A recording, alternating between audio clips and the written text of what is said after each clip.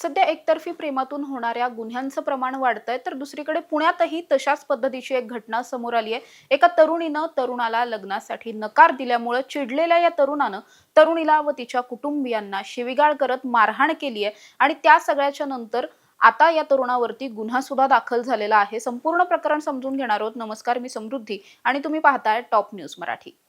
हा संपूर्ण प्रकार पुण्यातल्या कोंढवा परिसरामध्ये गेल्या 2-3 महिन्यांपासून घडत होता।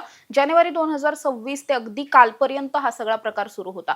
ही जी तरुणी आहे, या तरुणीला हा तरुण जो आहे तो अनेक दिवसांपासून फॉलो करायचा, तिचा पाठलाग करायचा, त्यानं तिचा नंबरही मिळवलेला होता आणि वारंवार तो तिला त्याच्याबरोबर राहण्यासाठी किंवा लग्नासाठी मागणी घालत होता, प्रेमासाठी मागणी घालत होता आणि ही तरुणी मात्र सुरुवातीपासूनच त्याला नकार देत होती। हाच नकार या तरुणाला मान्य नव्हता। तो वारंवार तिला आपल्याबरोबर एकत्र राहण्यासाठी किंवा लग्नासाठी वगैरे कन्व्हिन्स करायचा प्रयत्न करत होता, पण ही तरुणी काही केल्या ऐकत नाही असं जेव्हा त्याला कळलं, जाणवलं, त्यानंतर मात्र त्याने काय करायला सुरुवात केली, तर त्यानं सगळ्यात पहिल्यांदा तर तिच्या आईला जाऊन शिवीगाळ केली।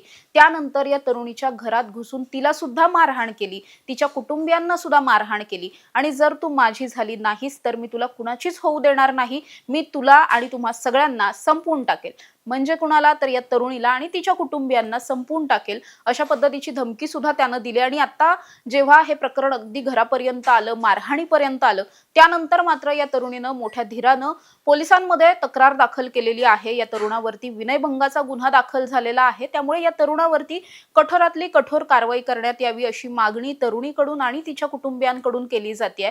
अर्थात गेल्या काही वर्षांमध्ये जर पाहिलं तर एकतर्फी प्रेमातून होणारे हल्ले असतील किंवा खून असतील, असे प्रकार हे खूप जास्त वाढलेले आहेत। त्यातलाच हा एक प्रकार आहे आणि त्यामुळे पुण्यासारख्या सुसंस्कृत शहरामध्ये एखादी तरुणी जेव्हा प्रेमाला किंवा लग्नाला नाही म्हणतीये, तर त्या नाहीला सुद्धा ऍक्सेप्ट करता आलं पाहिजे। नो मीन्स नो हे सुद्धा आपल्याला समजून घेता आलं पाहिजे, तरुणाला विशेषतः समजून घेता आलं पाहिजे आणि त्यासाठी सगळ्यांनीच आपल्या मुलांवरती सुद्धा संस्कार करणं खूप गरजेचं आहे असं पुणेकरांचं मत आहे। अर्थात या प्रकरणामध्ये आरोपीवरती अजूनही कायदेशीर कारवाई झालेली नाहीये। ही कायदेशीर कारवाई नेमकी कधी होणार आणि काय काय कारवाई होणार हे पाहणं महत्त्वाचं असणार आहे। पण आत्ताच हा गुन्हा दाखल झाल्यामुळे भविष्यात एखादा मोठा गुन्हा कदाचित घडला असता, तो घडणार नाहीये। ती दुर्घटना पुढे जी काही होणार होती ती टळलीये, कारण आत्ताच या तरुणावरती गुन्हा दाखल झालाय असं म्हणावं लागेल।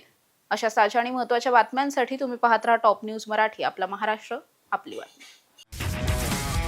तुमची car, electric panel, data server आगीपासून सुरक्षित आहे का?